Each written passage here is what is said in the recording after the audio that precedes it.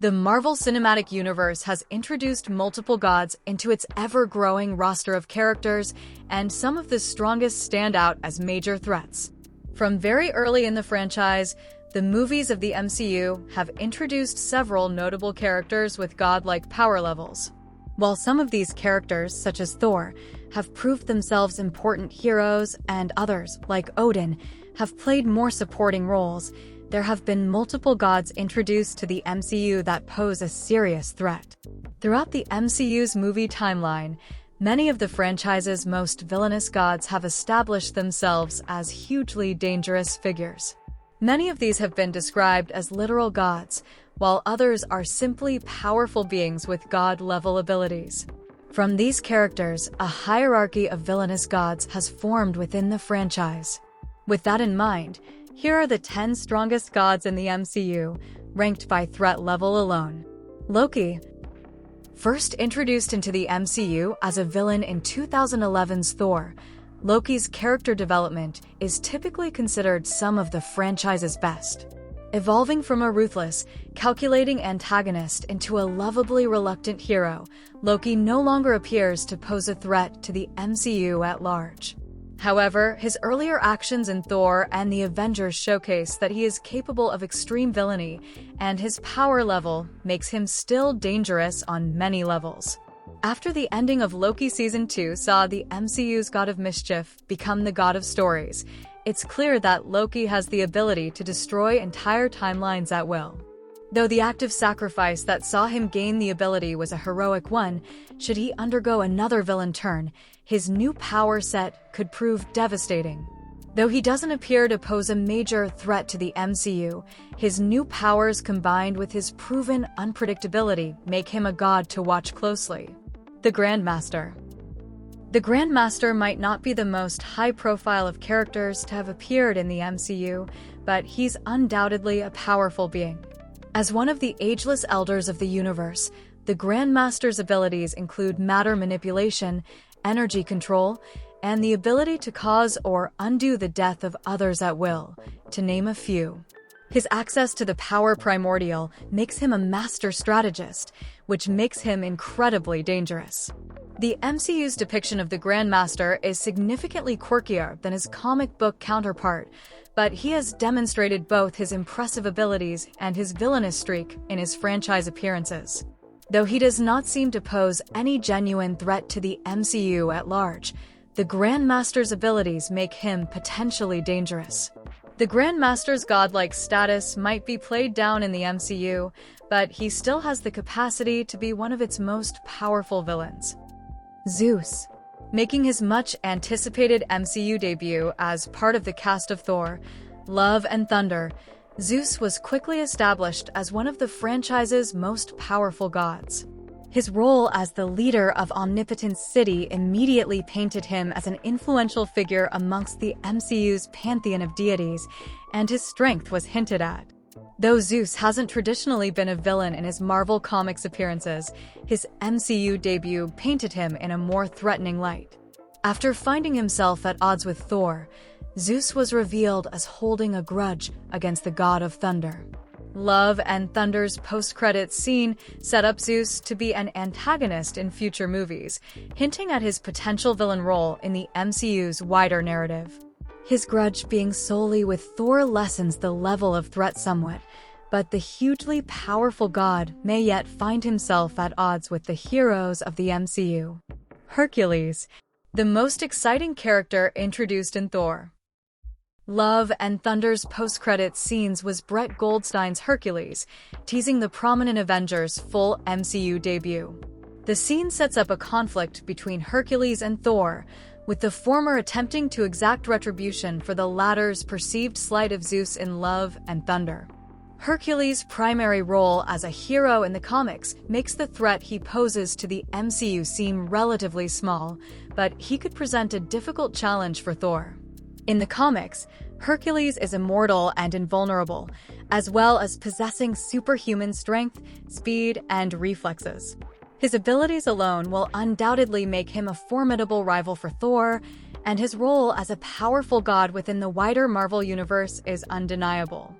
As such, Hercules poses a major threat to one of the MCU's most prominent Avengers, even if it is likely that he's ultimately destined to be one of the franchise's heroes. Ammit.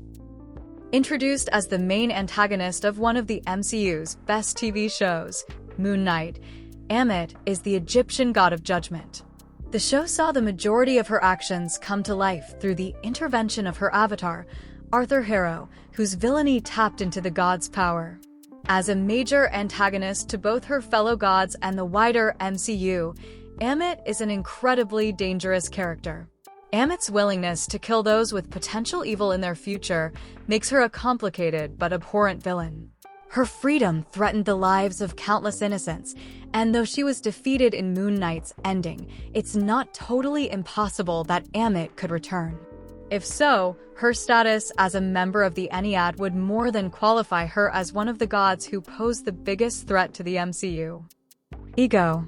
The exact nature of the MCU's iteration of Ego the Living Planet was never truly explored in any depth, but it is clear that he possesses godlike abilities during his short appearance in the franchise. Guardians of the Galaxy Volume 2 introduced Ego, who introduced himself to his son, Star-Lord, as a Celestial. Whether he is a true Celestial or not, Ego is capable of manipulating matter on a seemingly cosmic scale. Ego was seemingly killed at the end of Guardians of the Galaxy Volume 2, but he remains one of the strongest god-type characters to have appeared in the MCU. His ability to seed multiple planets in order to absorb them into his being makes him a threat on a much larger scale than most MCU villains, as if left unchecked he could have claimed all life in the universe. Ego's specific origin story notwithstanding, he's undeniably one of the biggest threats ever to appear in the MCU. Hela. The Asgardian goddess of death, Hela, made her MCU in 2017's Thor, Ragnarok. Established as the older sister of Thor and Loki and Odin's firstborn child, Hela was described as being too bloodthirsty, leading to 5 millennia of imprisonment. Immediately after Odin's death, Hela breaks free, lays claim to the throne of Asgard, and repeatedly bests Thor and other heroes in battle, proving how incredibly dangerous and powerful she is. Thor, Ragnarok's ending saw Thor flee the seemingly unbeatable Hela, instead allowing Surtur to destroy Asgard and his sister along with it.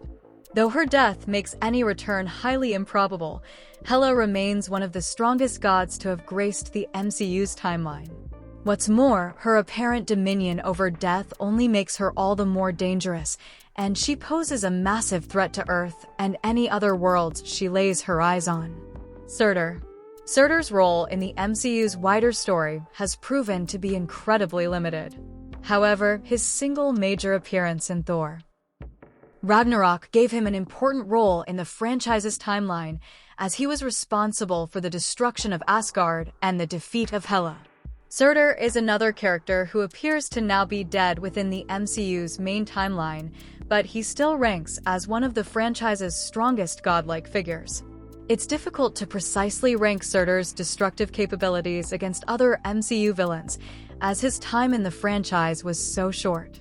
However, seeing him easily destroy both Asgard and Hela in mere moments was a good indicator of his strength, and it makes him a hugely powerful entity in the MCU. Should Surtur find some way to return, he could pose a huge danger to the franchise at large. Dormammu. Dormammu has not featured heavily in the MCU, but he did make his live-action debut in Doctor Strange in 2016. In his brief appearance, Dormammu was able to easily defeat Strange, but was brought to a stalemate after being trapped in a time loop. Despite being outsmarted by the budding sorcerer, Dormammu is one of the most powerful villainous beings currently active within the MCU.